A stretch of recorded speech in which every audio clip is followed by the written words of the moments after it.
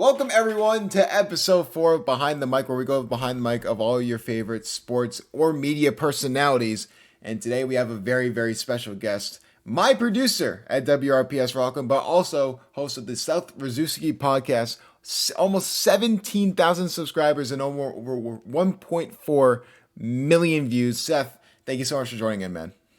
Hey, thanks for having me on. Appreciate it. Of course. Happy to be here. Of course, man. I brought up the producer part first because this is a sports-centric podcast, but we'll definitely get to your podcast in the later half of the episode. How'd you get into that in general? You don't have to get into specifics of like naming people, but how'd you get into getting that producer job at WRPS Rockland? Yeah, so it was a 10-year process. When I started at WRPS is around the same time that you started in Rockland, and that was when I went into high school. I started in high school and I didn't really know what I wanted to do. At first, I wanted to be a lawyer, and so I took the microeconomics courses. I took the political courses and the history courses and stuff like that Rockland offered. And then I got dumped into a music and film course, which sounds like right now something that I would be interested in, but it wasn't. It was far from that. It was for the first week when I was watching the movies, but then when I had to test on those movies, it didn't work. So I did this volunteer program, or not volunteer program, but I took a class at Rockland High School at the WRPS school system, or the WRPS classes, I should say. And I started learning about introduction to video editing and producing live shows, government meetings, and producing in-studio shows as well. So that was my introduction to it. Fast forward 4 years, I graduate. I go into the workforce. I start working construction. I'm volunteering and eventually start working part-time at WRPS as a camera operator for the sports games. So for my entire career at the studio, I've always been involved in the sports coverage.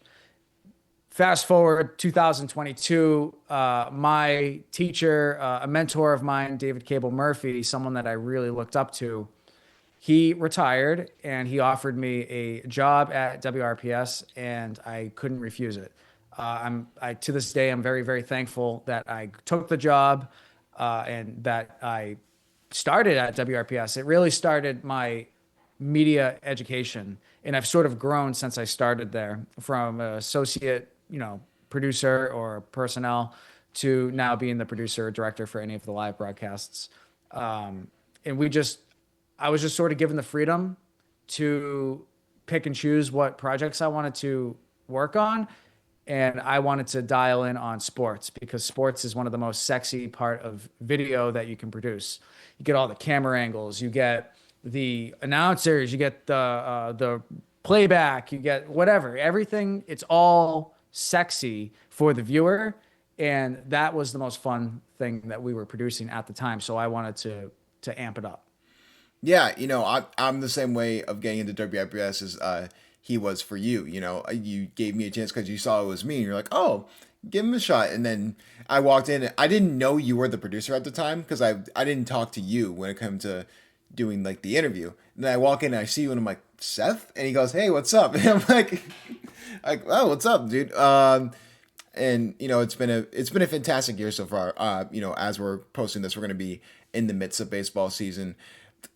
What's some things about producing that not many people know about in the sports media atmosphere? Because you're a first guest when it comes to the producing side of sports. So what are some things that you like about producing that many people are not going to see on the surface? Yeah, the main thing with producing these sports games is preparation. And fortunately, I have a really good intern that is really good with prepping work, getting graphics already set up, and just really helping me put these productions on. Because once the game is rolling, the producing aspect of it starts to slow down. It's when the game starts is when my job sort of ends and I become the lead director. So producing the show is all preparation and it's all timing. You gotta think in the atmosphere of a clock. You always gotta be precise with it. It's better to be too precise than not precise enough because then you have gaps. So if I'm going to air a commercial and I know that commercial is 35 seconds, I know I have 25 seconds to fill. So I got to figure out how I'm going to fill that 25 seconds of dead air. And a lot of it comes down to communication. You got to be good at communicating. You have to be good and clear when you're emailing people. I email the coach constantly during the season. I'm emailing players, interns, whatever. I got to be very direct and very precise with the words that I'm choosing and the tasks that I'm asking for. Because if I say our cameras go live at 4 p.m., they might take that as first pitch at 4 p.m. So I got to say our cameras go live at 3:30. You're cleared for first pitch at 4. We're good for it. So it's you got to make sure that you're always analyzing your own work when producing these sports games. It's very, very important. And then when the game starts, it's all about communicating with the staff that's there. Because as you know, we're a small time studio, but we have anywhere from 7 to 15 staff members. It depends on the season. It depends on the game and people's availability. Obviously, the more people we have, the better the show goes. But it's being able to communicate with 15 people and put them in the roles that their strengths are is super important. And something that your viewers might not know is that it's all interns. We have very little paid help. We outsource very little. Everything's done in-house with the high school. So all of our work is through interns or through students. And that's a big responsibility for 14 to 17 to 18-year-olds. If you put a 15-year-old on a camera that maybe over time 5,000 people will watch, that's a pretty big role. So you got to be able to communicate directly with them in the language that they understand so that they know what to do. And if they make a mistake, you got to roll with it. And you got to just explain, hey, this is what happened, and this is how you fix it, and this is how the show gets better. And it's all about communication. Yeah, and I would argue, everyone at WRPS Rockland has been awesome. I feel like, considering all things factored, I think including stuff like the crew, the size of the town, the division that the sports are in, it's probably one of the better high school broadcasts in Massachusetts. I would put it up against a lot of people, and it goes off of the production, and the crew as well. Like, you're only as strong as your weakest link, but we really don't have one, which is crazy because everyone really just loves doing their part. And as someone that puts these games together, I'm always looking critical at everything. I don't ever sit back and go, wow, that was an amazing game. Like I had somebody text me and they were like, hey, great job today. And all I was thinking about on the ride home was how the score was wrong on the clock or whatever. So it's all about, because it was wrong for like a couple of minutes and it didn't get updated. And that again goes towards, we were working with high school interns. So for me, I'm always looking critical at things. And I assume the position of I'm the last line of defense before it goes out to the public. And I have to catch things on the fly within seconds. And if I don't, then the public sees it or it whatever, right? It goes out to air and it might not get corrected until the next commercial when we review everything. Yeah. So for me, it's paying attention is very important. Yeah. And that intern you talked about, I just find it funny how like she said you're like 26, but when she looks at me, like we're the same age, by the way, like we've known each other for like 20 years. Yeah. Like, and then she's like, you look younger, and I'm like, I'll take it. That's the first time that's ever been called that. So, I think it has to do with dress wear. Yeah. They might see you as, outside town folk that can be a little bit more relaxed. Me, I'm under a microscope. I'm being watched by school administration. I'm being watched by my higher ups. I'm being watched by the students. And when you're dealing with students, everybody knows that kids will test you. They'll test you on what they can say. Can they say this to you? Can they say that to you? And part of that is how they perceive you. So they perceive me as someone that wears quarter zips and dress pants every single day and drinks a coffee when they come in, like most adults do. So they got to make so to me, I seem, as they say, unk, And I hear it all the time, and they laugh about it, and it's always a good time. And I play into it a little bit. I'm like, yeah, back in my day, whatever. I always play with it. But I in say that reality, too, I'm in my so. mid-20s. Yeah. So it's fun, but it's all about perception. Yeah, and I think I do agree that like I'm more relaxed, but since we're the same age, I still bring that maturity, and I think that every one of the crew kind of looks up to both of us because they kind of realize that like we're the adults in the room, and we sort of deal with that. Because trust me, Rocco tests me on not what he can say, what he can make me do to laugh. He's done it for every single sport we've done. He's done it for baseball. He's done it for hockey. He's done it especially for football when it came to just talking about screen doors in the first quarter. I mean, he's awesome. But overall, just talking about it from that perspective, I want to get into a specific game because I thought it was the most fun, and we almost didn't even do it. It was senior night for hockey, and for context, didn't talk about that. We talked about this on the air, but there was a giant snowstorm, and there's a game that was like 2 days later, and the game was still on, and Seth emails all of us and says, "Oh, like we're not gonna do the game." But then you made like a little like group text with like me, Rocco, and you, and like, "Hey, do you guys want to do the game?" And I'm like, "Let's do it." And it was like literally like a 3-man crew. I mean, how did that come about? Because obviously, we know why, for safety reasons why they weren't allowed. But when you decided to like make that group chat and like talk about, doing that 3-man, and we were able to get it done. Rocco was a fantastic cameraman. What was your thought process going into that game? Yeah, so part of producing is making sure that everybody's safe. I'm going to go to baseball for a second. I have to be very careful about where I put people because I'm the studio representative that's there. So if I put somebody on the field for baseball and they get hit with a baseball that just came off a bat, that's on me. So I have to be very careful about what I'm doing. And part of that is the snowstorm that you alluded to. That snowstorm, for context, we got 34 inches in 24 hours. Yeah. And that was a major snowstorm. And probably the biggest snowstorm like in 40, 50 years. It was a pretty big snowstorm. They said something about that. I will fight with all the people that are unk to me that snowstorm was worse than Blizzard of 78. I've talked to people and they say, well, we didn't have time to prepare. Well, guess what? When I went to Home Depot, there was no snow blowers. There was no rock salt. There was nothing. So I had time to prepare my shovel, but that's about it. I talked with friends who were like, I had friends who worked at Home Depot. They said that like they ran out of salt like I want to say like 5 to 7 days before the storm even started. Like people were preparing way in advance, and if you got to that late, it was crazy. That snowstorm was just wild. So I want to get back to your question because I didn't really answer it. So something that I have to do with being a producer is be in charge of where people are at, make sure that people are safe because I am dealing with students, and it's very much the same approach that some politicians will use is you got to save face.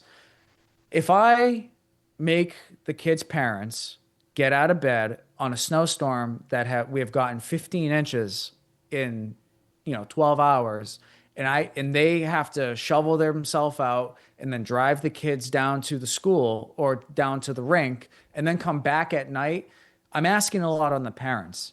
And I already ask a lot of the parents, and all the parents have been amazing. I think that they love the fact that they're involved with the studio. So it was very much a conscious decision that I don't want to force the kids out. I don't want any kids that walk to the rink to get hit because now the sidewalks aren't plowed. So I have to be very careful about what I was doing.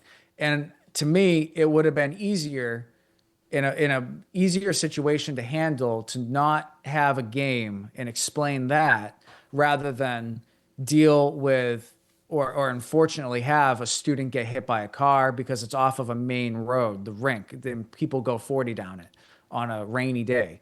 To me, it's the payoff isn't worth the potential risk. So I wanted to make sure that everybody was safe.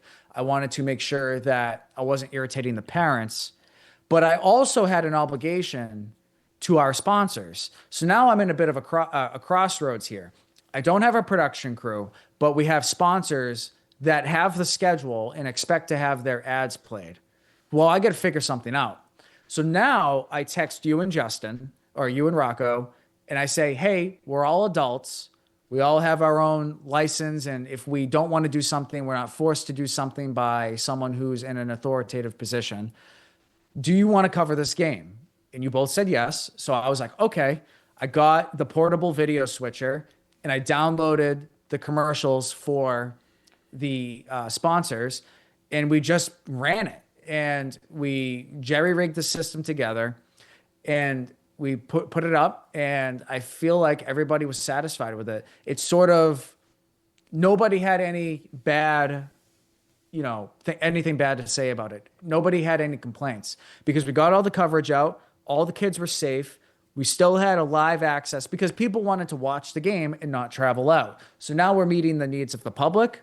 We're meeting the needs of the parents. We're meeting the needs of the sponsors. So it all worked out perfectly. Yeah. And I think it was the best possible outcome. And it just sort of all just kind of fell together. And it was a lot of phone calls. My phone was ringing constantly that day. Are we covering? Are we covering? Are we doing this? And I didn't really know until I got in my truck and I drove down to the studio. And in 4-wheel drive, my truck slid out at an intersection. And I was like, I can't let the kids' parents driving this in their Toyota Camrys. It's not going to happen. I have a 4x4 truck with off-road tires, and I'm sliding.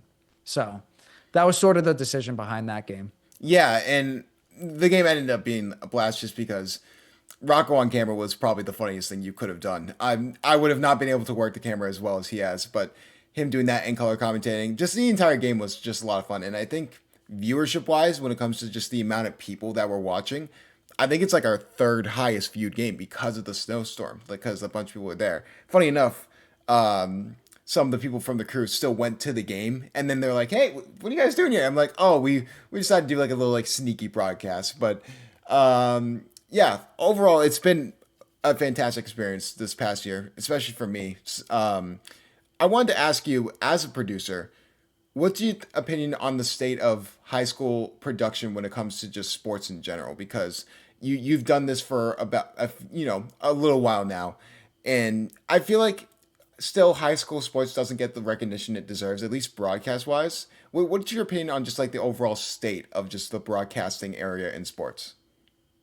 Well, I mean, we've all seen like the Little League World Series. Like you're scrolling through, Comcast at 2 a.m. and you see the Little League World Series playing on whatever channel.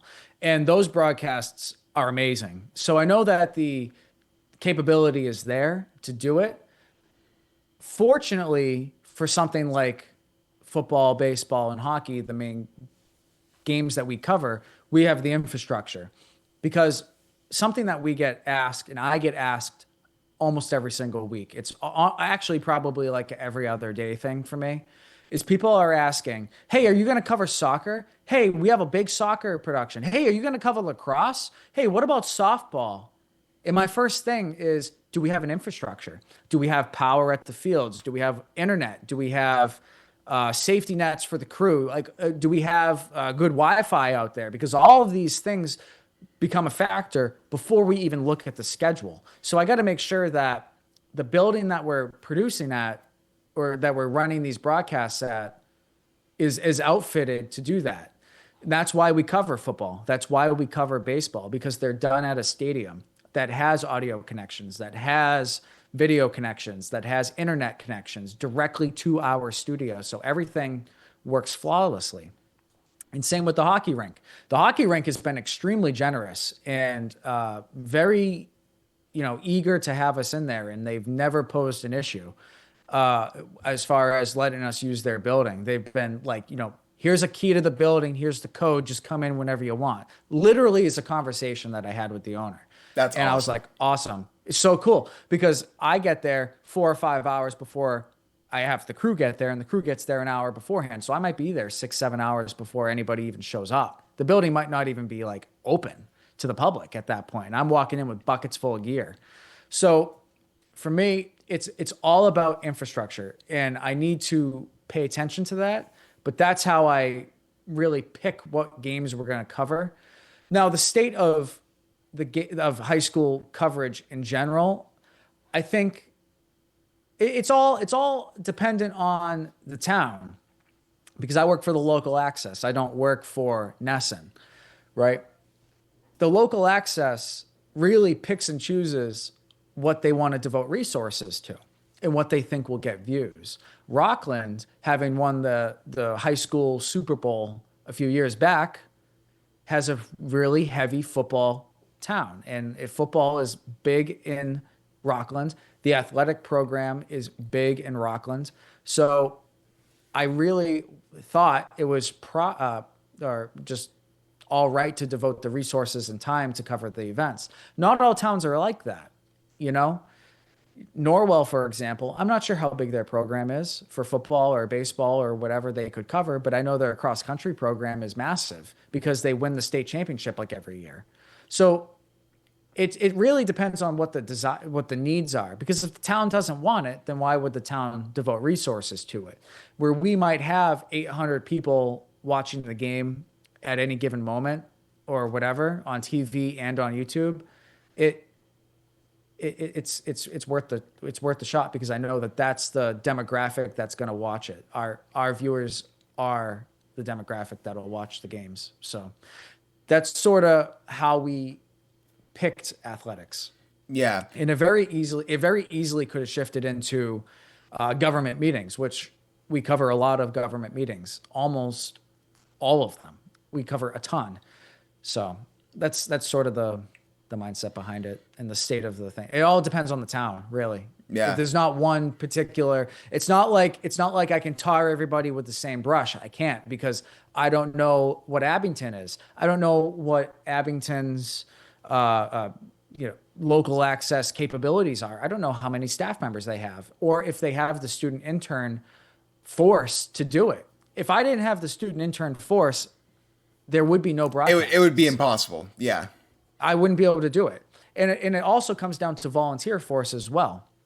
So if anybody in your audience lives in a town and they want to see their games get covered, and they're already being covered and you want to see it improve, hit them up. If you have camera experience, even in college, if you have audio experience, you ran a soundboard a couple of times in high school. If you have some experience that you can tap into and push the ball downfield, no pun intended, to build these productions up, it'll benefit leaps and bounds, because 3 out of 12 or 4 out of 12 of the crew members are adults for us. So that's what, 30% or so, something like that. 33%. So a big percentage of it is also adult help. And if I had 2 or 3 more adults, we could do video playback, we could do instant replay, we could do better graphics, we could have more cameras. There's so much more that we could run. Yeah, and obviously this same way, just like reaching out to people, that's what I did with WRPS. I just threw up a Hail Mary, and Seth's like, oh, I know that guy, bring him in. And, because I reached out to like 20 high schools just in the area, and this was the only one that and WRPS was the only one that responded. So that's how I got here, which is awesome. And it also kind of goes into the state of mind of everybody around you. Like for football, everybody knows me in football. All the officials know me. All the opposing teams know me. And that's because I'm in their face. I'm very visual. I'm always on the field, and we are miking the referees. So I'm talking to the referees, and I'm running cameras down on their section. So they know when they come to Rockland that it's going to be a big production, and people sort of start to expect that. And the feedback that I've gotten is that it's overwhelmingly positive. I've talked to officials in the center of the field getting ready for a football game saying, hey, do you want to be mic'd tonight and go over air? Do you want to go over the house as in the stadium? And they're like, yeah, we love it. I love playing in Rockland because I get to wear the mic and I get to address the fans and I get the belt pack and I can talk to them like I'm on the NFL. The cameras are zooming in. So it's all about the attitudes of the people who are around. If I had an official that was grouchy and that was the overwhelming mindset of the the referees and the officials for the sports that didn't want any of this stuff, we wouldn't do it.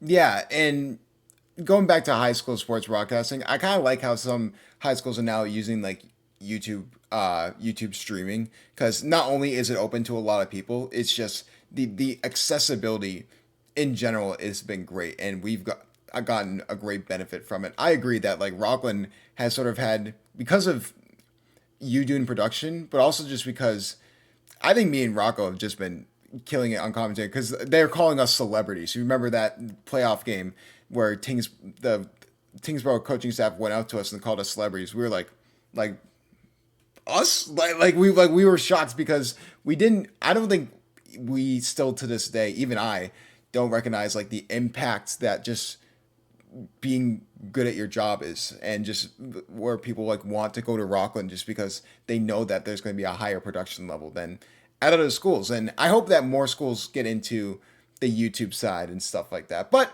let's get into the stuff that you're interested in, Seth. I just want to make one more quick point yeah, go for it. About YouTube and stuff like that. And YouTube is amazing. I love YouTube. I have my own YouTube channel, which I feel like you're about to bring up in a second.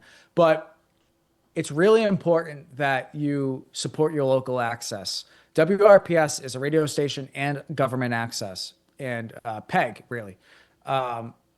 So with that, we are only able to do what we do because we have a lot of government, or we have a lot of town folk that purchase our package, which is our extension on cable and have cable.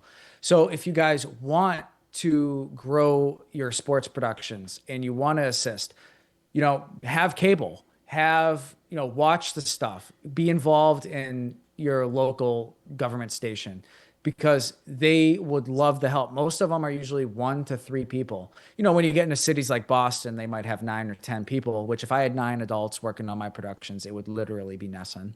I swear to God. We'd have a production truck, everything. We'd have green screen on the fly, be field side commentators. It would be a lot of fun. But support your local access stations. That's super important if you want good productions, because they need the funding to do it. It's not free. The equipment that we use isn't free. One of our cameras, the camera setup alone is almost 20 grand. If you run 3 Canon XF605s with all the attachments that we do, it's almost $5,000 a camera, and that's 15,000. And then, tripods and whatever. It's a lot of money. So they need the funding to do it. And fortunately, we have a lot of cable subscribers, and a lot of people donate to us as well. Yeah, and it's overall just been awesome. Just this, like you mentioned, the overwhelming support has been great for WRPS Rockland, especially this past season. I feel like this past season, like in previous seasons, it was good. It really leveled up this season, and I'm really proud to say I was a part of that. I appreciate that, because it's a ton of work. Yeah, it's always every season. I'm having meetings every single day about these athletic broadcasts, because it takes up so much of my time. So every season, in every game, I look at what can we improve. Okay, that cut took too long. I got to tell this 15-year-old kid that's video switching that he needs to be faster. But how do I do that? Because I can't just tell a kid to do something. He needs to come to the conclusion on his own. It's something that I've had to rework my brain, because if I just had staff, I could just be like, hey, cut it quicker. But it's all about trying to level up, and the kids that help us want to level up as well. They want the production to be cool. So we have a really good group of people, and we're always trying to recruit more kids like them, but there are very few kids like them that are great academically, that are on time, that take it serious and want to do good. Yeah, and they're willing to work. And honestly, they're workhorses. Yeah, they're literally workhorses. And honestly, if you ever need to tell them that, just have them come to me, because apparently I'm younger than you. But we'll go over to we spent a lot of time on the high school broadcast. We won't get as much time on the podcast, but I do want to spend some time on it, because it's the 1-year anniversary as we are recording this today. And I mean, 17,000 subscribers, 1.4 million views. I would ask how this came about, but we can explain that more in the end when you're promoting everything. I wanted to ask you, out of all the cases you've done, for those who don't know, he does like criminal cases and stuff like that for his podcast. What has been your favorite case to cover? Not your most popular per se, or But what would be your favorite case that you've covered up to this day? You know, it's kind of a tie between two of them, and I can explain why, because they're for different reasons. The first one that immediately comes to mind is the DB Cooper case and the Black Dahlia case. Those are two different cases. DB Cooper was a guy in 1971 who walked onto an airplane in a suit. James Bond, he looked like him, had the hair slicked back, sunglasses, briefcase, was James Bond, flirted with the flight stewardess, gave her a note. In the note, she put it in her pocket. He said, "You might want to read that." It said he has a bomb and that he wants her to sit next to him. And his demands were $200,000 for parachutes. He let all the passengers off. They refueled. They flew to Mexico, and he lowered the rear stairs, and he jumped, and no one has ever seen him since. Just like James Bond just disappeared into the darkness. And that's a very male, audience that loves that case. I've traveled out to some of the scenes where it actually happened, where he was. I was at the airport. I was at part of the Discover area where some of the money was actually found. If you guys want any more info on that case, it's amazing. Check out my channel. The also is the Black Dahlia case, which is super famous in LA, and it's a worldwide case. 1946, 1947, a girl named Elizabeth Short was found deceased in a roadside parking lot type area filled with grass. And she was bisected, meaning that she was cut in half at the waist. And nobody knows what happened to her. And the reason that case is so interesting to me is because my girlfriend's family is actually part of Betty's family. Oh, wow. Beth Short's family. It's actually part of Caroline's family. And I've talked about that extensively on my show. I've actually talked to people that knew her, that were part of the family, that went through the grieving process as it happened. Now, this was over 80 years ago, so they were children when this happened, but they did go through that grieving process as they entered their, adolescent age. So those two cases are very interesting to me. There are some honorable mentions, which is the Isabella Stewart Gardner Museum heist. I just had an FBI agent on who investigated that case for 22 years. That was fascinating. I love that case. I'm an art guy, as you can tell by the paintings behind me. It's one of my pastimes. Yeah, it's I've been going through like all the episodes to myself, and they've been really cool. And you can talk about how the podcast came about when you're promoting it, when we're getting at the end of the episode here. But I have to ask, a silly question. We do this at every episode, and I'm hoping to get known as the Mount Rushmore guy. I don't know if that's a good thing or not. But Seth, on the fly, can you give me Seth Rosczewski's Mount Rushmore of meals? What are your top 4 meals that you love the food? most? Yeah. Okay, is it just one particular food, or is it like a collection, like a plate? It's either or. Honestly, whatever. Okay. Whatever. All right. Whatever I have a fits couple you. go-tos. I eat the same breakfast every single day, and I can kind of explain that too. I eat the same breakfast every single day, and I wear a lot of the same clothing. Like I have like 2 of these quarter zips in different colors. I have 3 of the same pair of pants in different colors, and I believe that boosts, mind awareness. Like if I'm wearing the same clothes and I was just in a heated, debate with somebody, and I'm wearing the same, I'm in the same environment, I'm going to be smoother, and I'm going to be smarter, and I'm going to be faster with information. So that's sort of why I do that. But I eat the same breakfast every single morning. So that's going to be number 1, because that's how I start my day. It's 3/4 cup egg white with 2 whole eggs, 2 pieces of homemade toast. My girlfriend makes her own sourdough bread, and it's delicious. She's been doing it for a couple of years now. A good sourdough bread.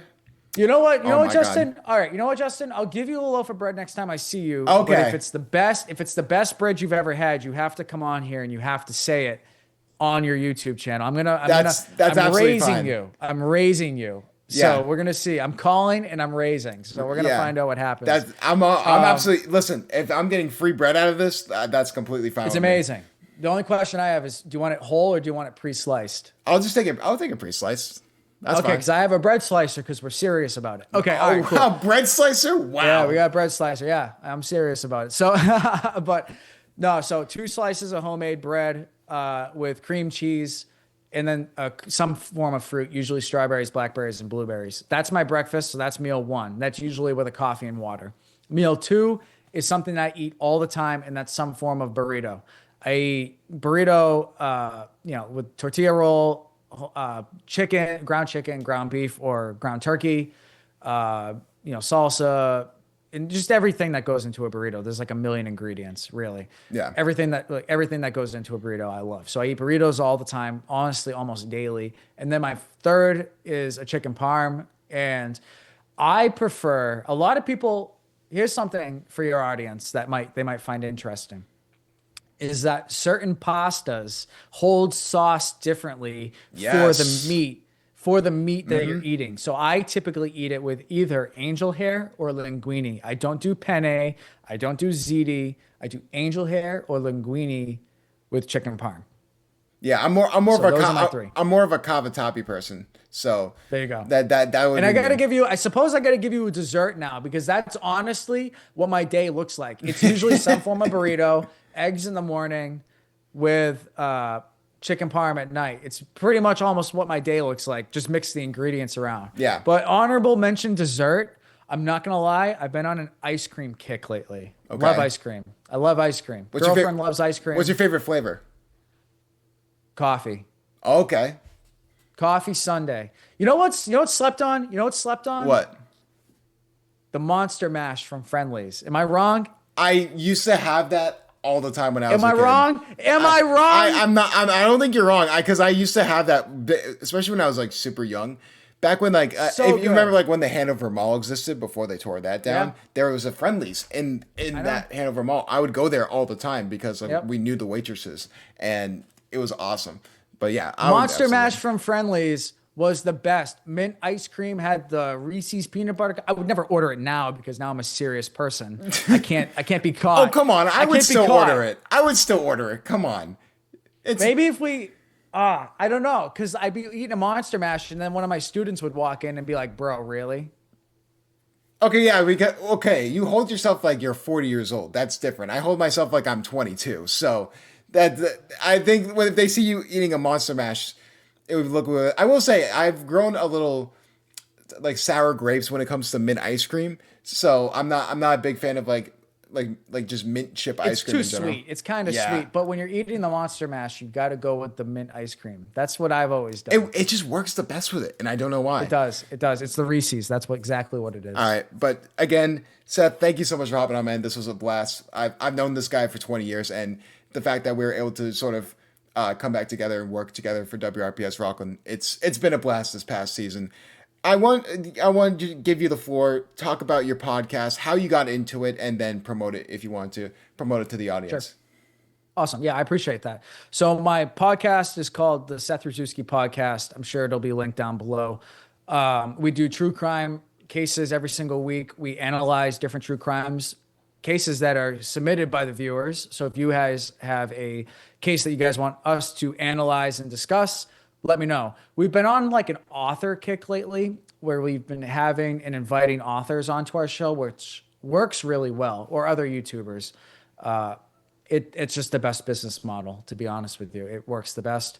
On Sunday nights, we do a live coffee hour that's just with me in a situation just like this, live Q&A, asking me anything, and I'll sit and talk. I say it's an hour, but if the chat's good, I ran last week was actually the longest one. I did 2 hours and 38 minutes. Wow. A 2 hour and 38 minute monologue. And I wear a suit when I do it too. I wear a suit. So, so Sunday nights, coffee hour, Sunday morning, 9 a.m. We do a true crime video. So be sure to check it out. Videos weekly. And we're floating the idea about doing some cooking recipes, some Lizzie Borden cooking recipes, which is something that we've talked about making too. Awesome, man. Again, Seth, thank you so much for hopping on. It's been a blast. And if you guys, I'll not only link all of Seth's socials below, but also WRPS Rockland too, because that's where we both work. If you guys ever have the chance, definitely check out, the broadcast on that. Because Seth does really, I'm just a guy who just yells at the top of his lungs whenever there's a good play that happens. Seth's the brains behind the mastermind, and he's really been the the cog in the wheel, while we're all just like good counterparts to it, like how I can't talk. But that will do it for this week of Behind the Mic here for episode 4. Thanks again, Seth, for hopping on. Hey, thanks for having me. I appreciate it. And we will see you next week for another episode of Behind the Mic.